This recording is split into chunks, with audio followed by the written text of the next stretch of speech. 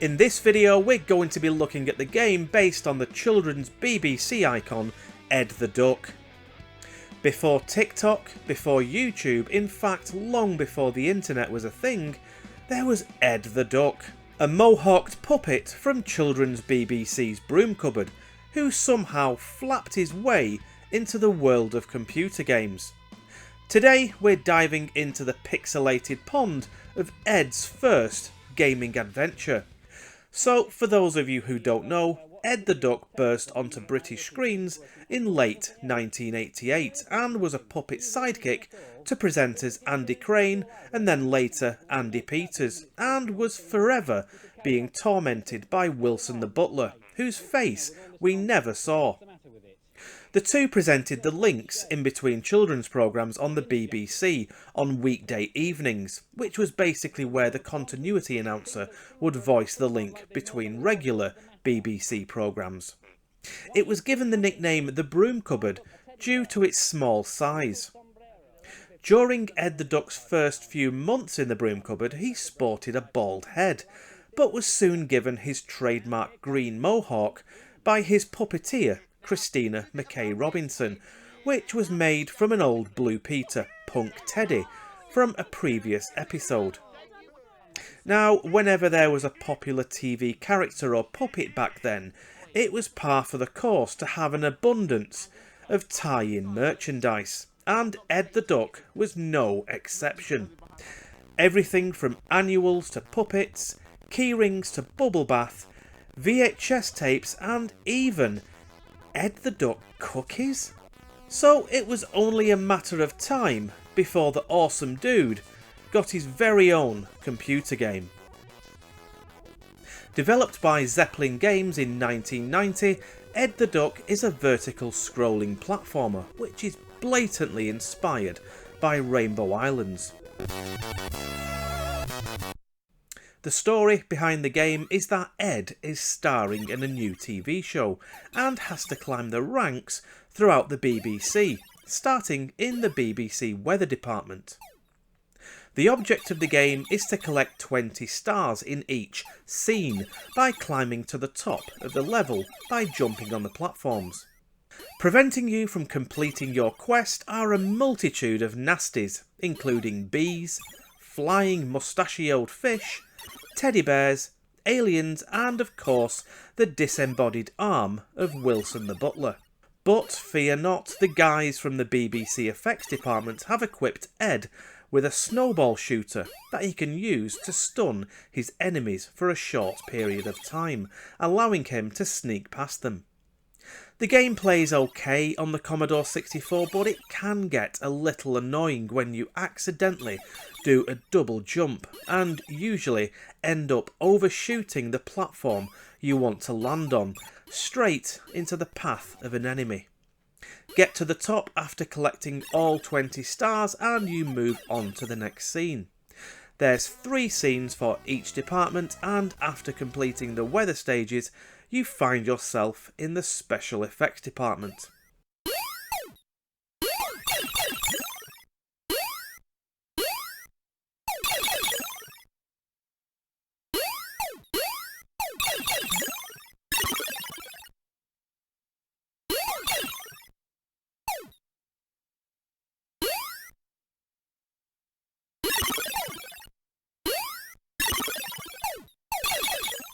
And the final 2 levels are based in the children's TV department. Now, the game is aimed at kids, but would challenge the most seasoned player, as one wrong move or mistimed jump will cost you 1 of your 4 lives, or in this game they're known as takes. And as this game push scrolls upwards, you often find yourself jumping straight into an enemy that is just off screen. Also, surprisingly, there is no music in game, which is a shame, as the title screen has a great little tune. It's just a shame that it didn't carry over into the game itself.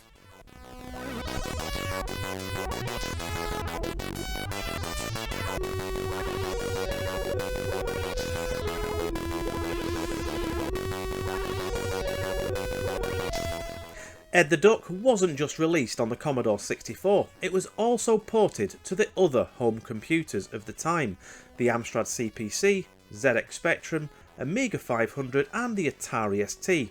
So let's check out those, starting with the Amstrad CPC. And the first thing I noticed when playing this was the terrible frame rate. Now, don't get me wrong, the game looks beautiful compared to the C64, with the Amstrad's larger colour palette, but it's almost as if you're controlling Ed the Duck on the moon. Also, in this version, you'll notice a new enemy in the shape of an umbrella. In fact, the only ports without this are the C64 and Atari ST.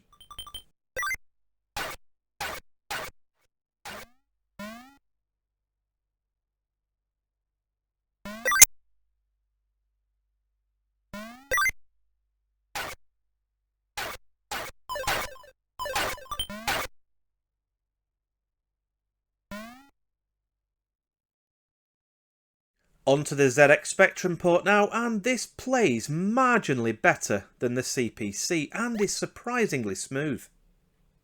The game is nice and colourful, but the lack of music anywhere in the game lets it down, with just a few peeps and poops for the sound effects.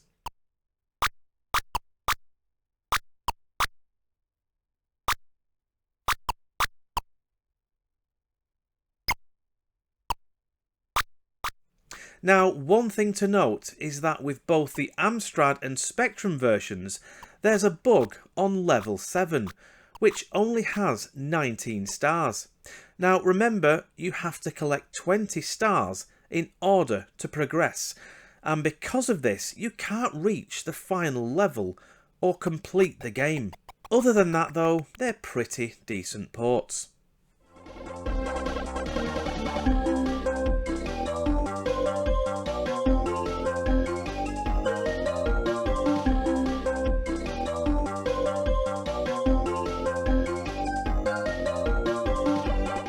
The first of the 16-bit ports is the Amiga version, and this looks and sounds great, with the same title screen music from the Commodore 64 playing throughout the game, courtesy of the Amiga's Paula sound chip.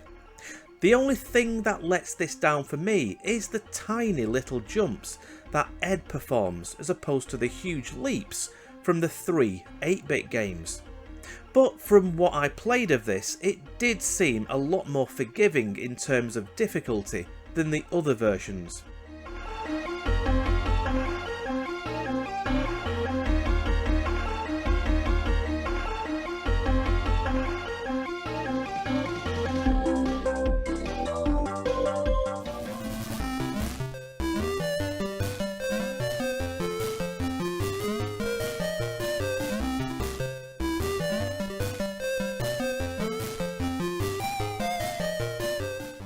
And finally, we have the second 16-bit version, the Atari ST, and as you can see, this is almost identical to the Amiga, complete with Ed's little jumps.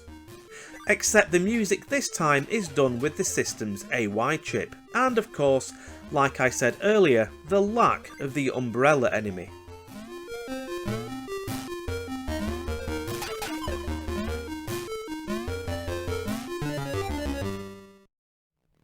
Now, if you grew up in the 80s playing any of these 8-bit games, then you'll no doubt be aware of the colour coding on the boxes that represented the different formats.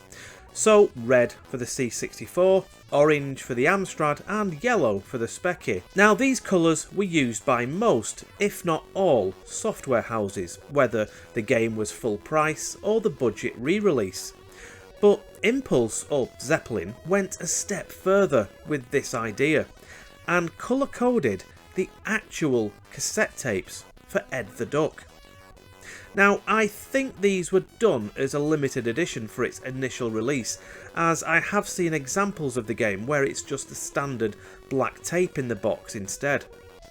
So the game was not exactly a smash hit, and did get very mixed reviews from the various magazines at the time.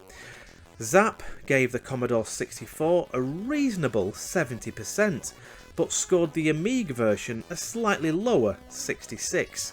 The CPC version received a decent 75% from Amstrad Action, but C&VG must have really hated the game as they only gave it a 42% for both the C64 and Amiga, and awarded the Spectrum version a measly 29%. But that version of Ed the Duck was praised by both Crash and Your Sinclair, receiving a respectful 83%.